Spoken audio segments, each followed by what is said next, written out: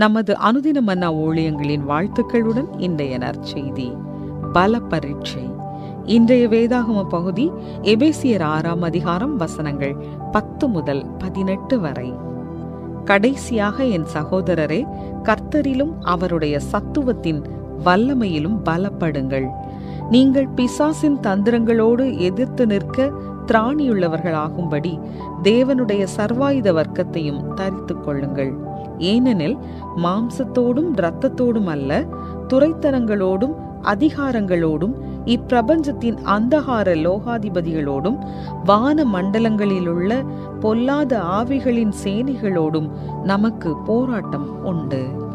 ஆகையால் தீங்கு நாளிலே அவைகளை நீங்கள் எதிர்க்கவும் சகலத்தையும் செய்து முடித்தவர்களாய் நிற்கவும் திராணியுள்ளவர்களாகும்படிக்கு தேவனுடைய சர்வாயுத வர்க்கத்தையும் எடுத்துக் கொள்ளுங்கள். சத்தியம் என்னும் கச்சையை உங்கள் அறையில் கட்டினவர்களாயும் நீதி என்னும் மார்க்கவசத்தை தரித்தவர்களாயும் சமாதானத்தின் சுவிசேஷத்திற்குரிய ஆயத்தம் என்னும் பாதரட்சையை கால்களிலே தொடுத்தவர்களாயும் பொல்லாங்கன் ஏயும் அக்னி ஆஸ்திரங்களையெல்லாம் அவித்து போடத்தக்கதாய் எல்லாவற்றிற்கும் மேலாக விசுவாசம் என்னும் கேடகத்தை பிடித்து கொண்டவர்களாயும் நில்லுங்கள்.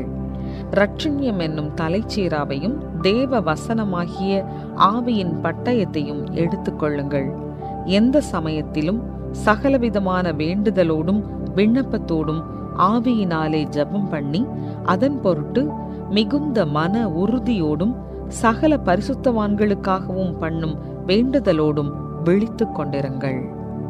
குறிப்பு வசனம்: ஏனெனில் மாம்சத்தோடும் இரத்தத்தோடும் அல்ல, வான மண்டலங்களில் உள்ள பொல்லாத ஆவிகளின் சேனைகளோடும் நமக்கு போராட்டம் உண்டு.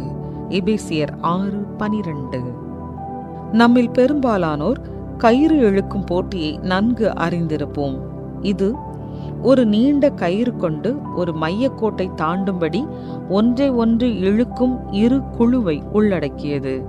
அதை இன்னும் வேடிக்கையாக மாற்ற சில நேரங்களில் குழைக்கப்பட்ட மண்ணால் நிறைந்த ஒரு மண் குழி அல்லது தரையில் பதிக்கப்பட்ட குளிர்ந்த நீர்த்தொட்டி நடுவில் இருக்கும். இதனால் தோல்வியடைந்த அணி எதிரணியால் இழுக்கப்பட்டு அதில் விழும். வெற்றிக்கு உடல் வலிமை மட்டும் போதாது, அதற்கு கவனம், உறுதிப்பாடு மற்றும் திறமையும் தேவை. நாமும் இது போன்ற பல பரீட்சையில் இருப்பதாக அப்போஸ்தலனாகிய பரிசுத்த பவுல் கூறுகிறார். ஆனால் நாம் வேடிக்கைக்காக விளையாடுவதைப் போல் அல்லாமல் நமது போராட்டம் துரைத்தனங்களோடும் அதிகாரங்களோடும் இப்பிரபஞ்சத்தின் அந்தகார லோகாதிபதிகளோடும் வான மண்டலங்களிலுள்ள பொல்லாத ஆவிகளின் சேனைகளோடும் இருக்கிறது. நாம் ஒரு ஆவிக்குரிய பல பரீட்சையில் இருக்கிறோம். நம் எதிரிகள் நம்மை தோற்கடித்து பாவத்தின் அழுக்குக்குள் நம்மை விழ வைக்க விரும்புகிறார்கள்.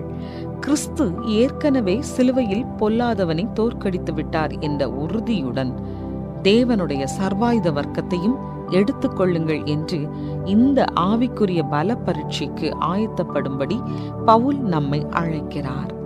வலுவாக இருந்து வெற்றி பெற மனித பலம் அல்லது நல்ல நோக்கங்கள் உதவாது. நாம் தேவனை நாடி அவரையே சார்ந்திருக்க வேண்டும். பவுல் சொல்வது போல நாம் கர்த்தரிலும் அவருடைய சத்துவத்தின் வல்லமையிலும் பலப்பட வேண்டும். பிசாசின் தந்திரங்களோ பொல்லாங்கன் எய்யும் அக்னியாஸ்திரங்களோ இவற்றை நாமே சமாளிப்பது கடினம்.